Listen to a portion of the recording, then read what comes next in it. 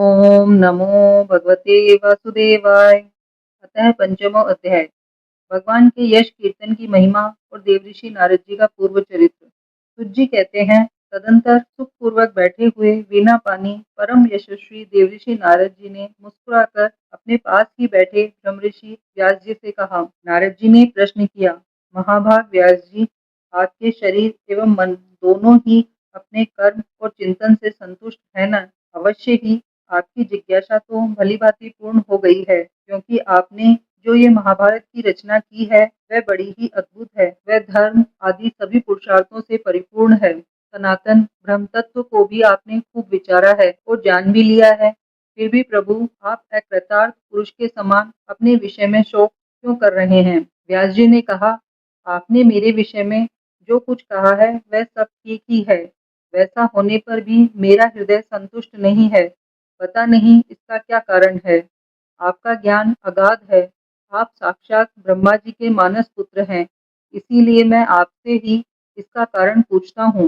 नारद जी, आप समस्त गोपनीय रहस्यों को जानते हैं, क्योंकि आपने उन पुराण पुरुष की उपासना की है, जो प्रकृति पुरुष दोनों के स्वामी हैं और असंग रहते हुए भी अपने संकल्प मात्र से गुणों के द्वारा संसार की सृष्टि, स्थिति और प्रलय करते रहते हैं। आप सूर्य की भांति तीनों लोकों में भ्रमण करते रहते हैं और योग बल से प्राणवायु के समान सबके भीतर रहकर अंतःकरणों के साक्षी भी हैं।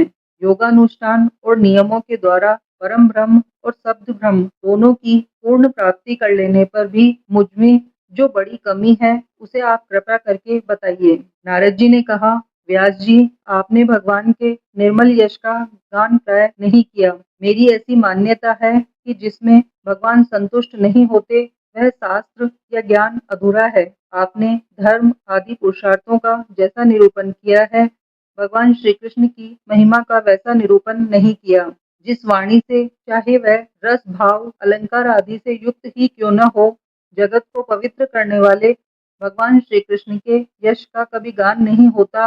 वह तो कौओं के लिए उच्छिष्ट फेंकने के स्थान के समान अपवित्र मानी जाती है। मानसरोवर के कमनीय कमल वन में विहरने वाले हंसों की भांति ब्रह्म धाम में विहार करने वाले भगवत चरणविंद आश्रित परम हंस भक्त कभी उसमें रमन नहीं करते। इसके विपरीत, जिसमें सुंदर रचना भी नहीं है और जो दूषित शब्दों से युक्त भी है, परंतु जिसका प्रत्येक श्लोक भगवान के सुयस सूचक नामों से युक्त है, वह वाणी लोगों के सारे पापों का नाश कर देती है। क्योंकि सत्पुरुष ऐसी ही वाणी का श्रवण, गान और कीर्तन किया करते हैं। वह निर्मल ज्ञान भी जो मोक्ष की प्राप्ति का साक्षात साधन है, यदि भगवान की भक्ति से रहित हो तो उसकी उतनी शोभा नहीं होती।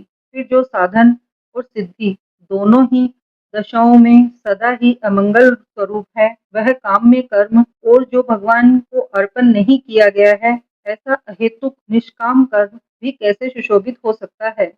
महाभाग व्यास जी, आपकी दृष्टि अमोघ है, आपकी कीर्ति पवित्र है, आप सत्य परायण एवं दृढ़ व्रत हैं। इसीलिए अब आप संपूर्ण जीवों को बंधन से मुक्त करने के लिए समाधि के द्वारा अचिंत्य शक्ति भगवान की लीलाओं का स्मरण कीजिए। जो मनुष्य भगवान की लीला के अतिरिक्त और कुछ कहने की इच्छा करता है, वह उस इच्छा से ही निर्मित अनेक नाम और रूपों के चक्कर में पड़ जाता है। उसकी बुद्धि भेदभाव से भर जाती है। जैसे हवा के झकोरों से डगमगाती हुई डोंगी को कहीं भी ठहरने का ठौर नहीं मिलता, वैसे ही उसकी चंचल बुद्धि कहीं भी स्थिर नहीं हो पाती। संसारी लोग स्वभाव से ही विषयों में फंसे हुए हैं। धर्म के नाम पर आपने उन्हें निंदित पशु हिंसा युक्त सकाम कर्म करने की भी आज्ञा दे दी। यह बहुत ही उल्टी बात हुई, क्योंकि मूर्ख लोग आपके वचनों से पूर्वोक्त निंदित कर्म को ही धर्म मानकर यही मुख्य धर्म है ऐसा निश्चय करके उसका निषेध करने वाले वचनों को ठीक नहीं मानते। भगवान अनंत हैं।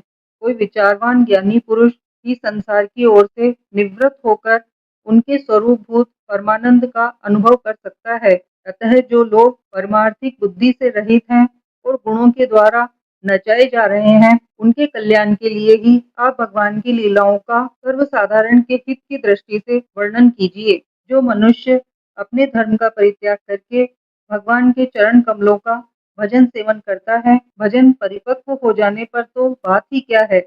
यदि इससे पूर्व ही उसका भजन छूट जाए तो क्या कहीं भी उसका कोई अमंगल हो सकता है।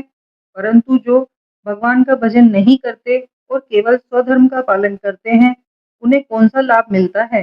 बुद्धिमान मनुष्य को चाहिए कि वह उसी वस्तु की प्राप्ति के लिए प्रयत्न करे जो तिनके से लेकर ब्रह्म पर्यंत समस्त ऊंची नीची योनियों में कर्मों के फलस्वरूप आने जाने पर भी स्वयं प्राप्त नहीं होती। संसार के विषय सुख तो जैसे बिना चेष्टा के सुख मिलते हैं, वैसे ही कर्म के फल रूप में अचिंत्य गति समय के फेर से सबको सर्वत्र स्वभाव से ही मिल जाते हैं।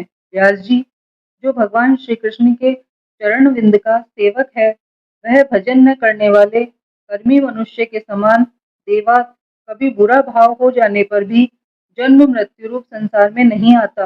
वह भगवान के चरण कमलों के आलिंगन का स्मरण करके फिर उसे छोड़ना नहीं चाहता। उसे रस का चस्का जो लग जाता है, जिनसे जगत की उत्पत्ति स्थिति और प्रलय होते हैं, वे भगवान ही इस विश्व के रूप में भी हैं। ऐसा होने पर भी वे इससे विलक्षण है, इस बात को आप स्वयं जानते हैं।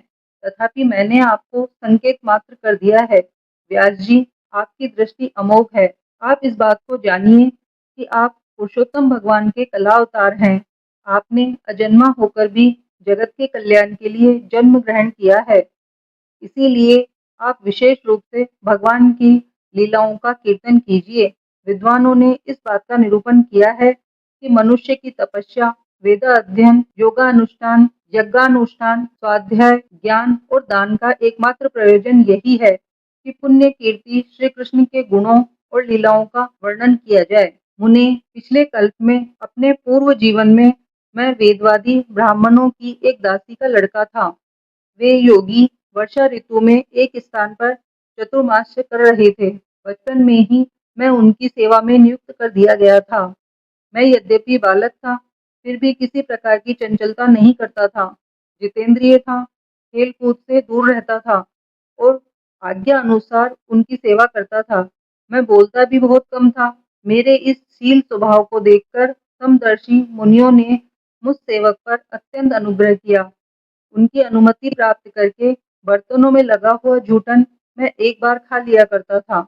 इससे मेरे सारे पाप धुल गए। इस प्रकार उनकी सेवा करते करते मेरा हृदय शुद्ध हो गया और वे लोग जैसा भजन पूजन करते थे, उसी में मेरी भी रुचि हो गई। प्यारे व्यास जी, उस सत्संग में उन लीलागान परायण महात्माओं के अनुग्रह से मैं प्रतिदिन श्री कृष्ण की मनोहर कथाएं सुना करता। श्रद्धा पूर्वक एक एक पद श्रवण करते करते प्रिय कीर्ति भगवान में मेरी रुचि हो गई।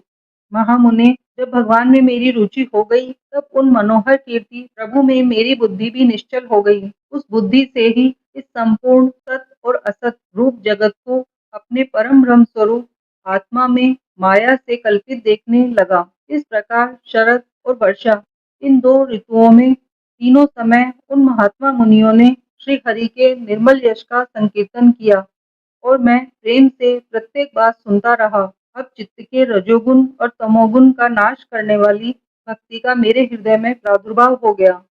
मैं उनका बड़ा ही अनुरागी था, विनयी था। उन लोगों की सेवा से मेरे पाप नष्ट हो चुके थे।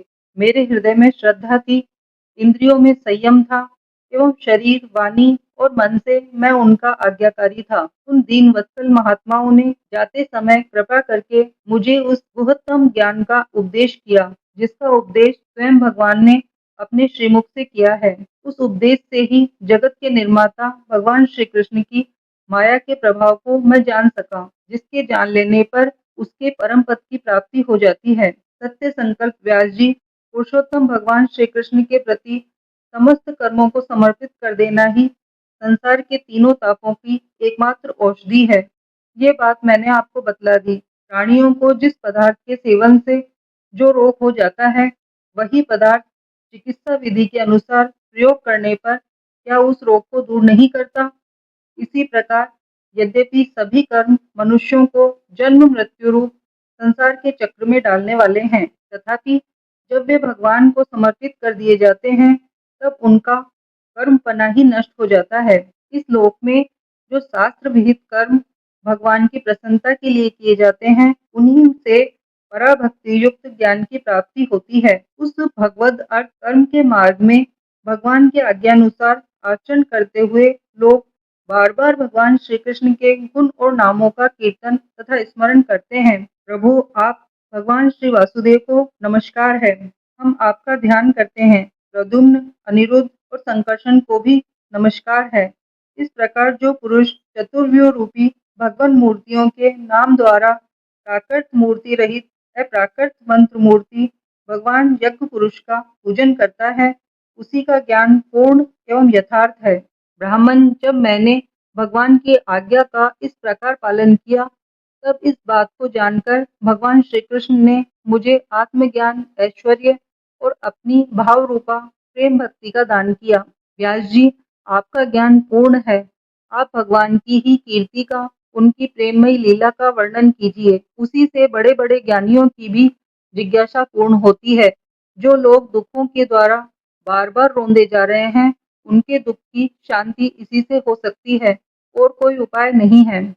इति श्रीमद्भागवते महापुराणे परमहंस्या संहिताया प्रथम स्कंदे व्यास नारद संवादे पंचमो अध्याय समाप्त।